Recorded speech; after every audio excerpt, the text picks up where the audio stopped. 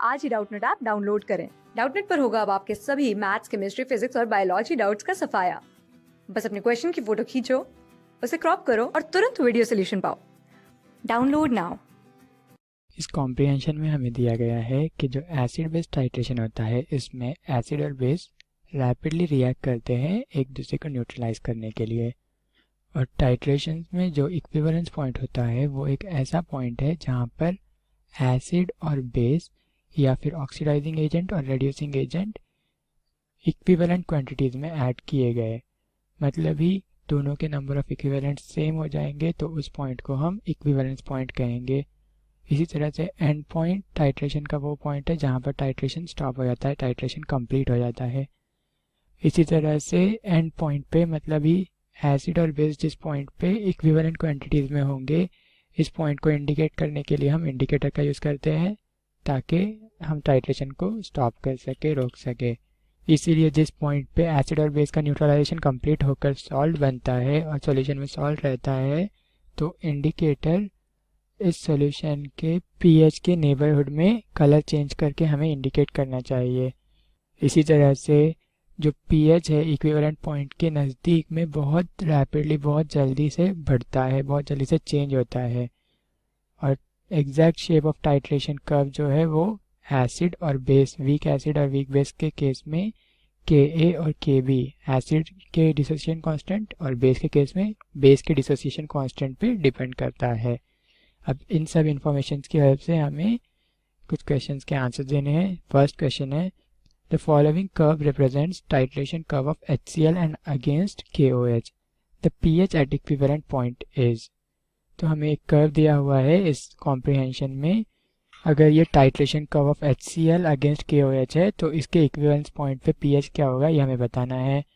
तो अगर ये HCl और KOH का टाइट्रेशन है, मतलब ही HCl strong acid, KOH strong base, strong acid और स्ट्रॉन्ग बेस का टाइट्रेशन कर्व है, तो इसका जो इक्विवेलेंस पॉइंट है यहाँ पर कंप्लीट न्यूट्रलाइजेशन हो जाएगा एसिड और बेस का। और स्ट्रॉन्ग एसिड और स्ट्रॉन्ग बेस न्यूट्रलाइज करके बनाते हैं salt of strong acid and strong base. और हम जानते हैं स्ट्रॉन्ग एसिड और स्ट्रॉन्ग बेस का जो सॉल्ट होता है वो न्यूट्रल होता है, ना ही एसिडिक ना ही बेसिक, बल्कि न्यूट्रल। और न्यूट्रल पॉइंट पे न्यूट्रल सॉल्यूशन के लिए pH होता है 7। तो जो इक्विवेलेंस पॉइंट होगा इस टाइट्रेशन का, उसका pH हो जाएगा 7।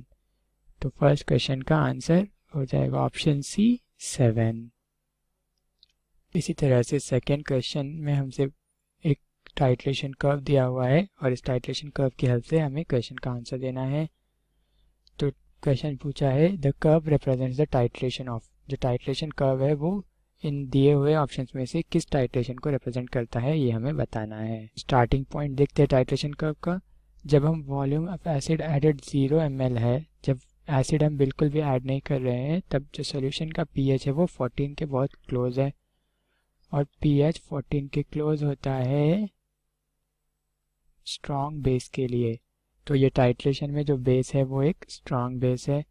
अब देखते हैं इक्विवेलेंस पॉइंट के पास वाला रीजन।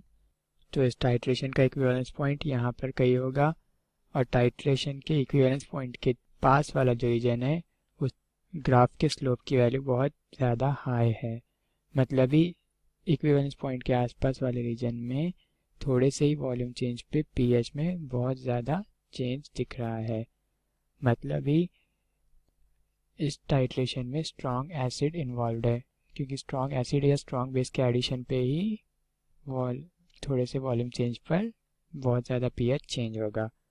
तो ये जो टाइट्रेशन है ये एक strong base strong acid titration है। तो ऑप्शन में चेक करते हैं किस ऑप्शन में स्ट्रॉन्ग एसिड और स्ट्रॉन्ग बेस प्रेजेंट है। फर्स्ट ऑप्शन है CSOH बाय HBr।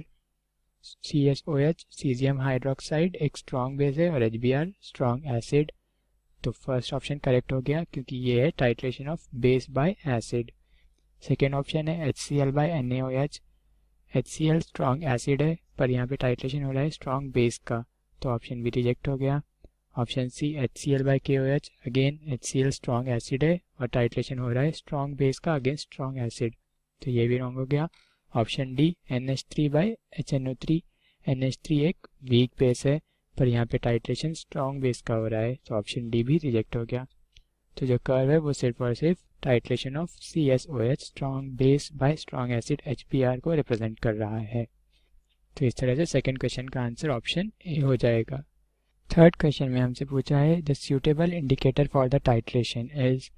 तो अब ये जो टाइट्रेशन है ये एक स्ट्रॉन्ग बेस और स्ट्रॉन्ग एसिड का टाइट्रेशन है, मतलब ही इसका जो इक्विवेलेंस पॉइंट होगा यहाँ पर ये स्ट्रॉन्ग एसिड और स्ट्रॉन्ग बेस एक दूसरे को न्यूट्रलाइज कर देंगे to form salt of strong base and strong acid.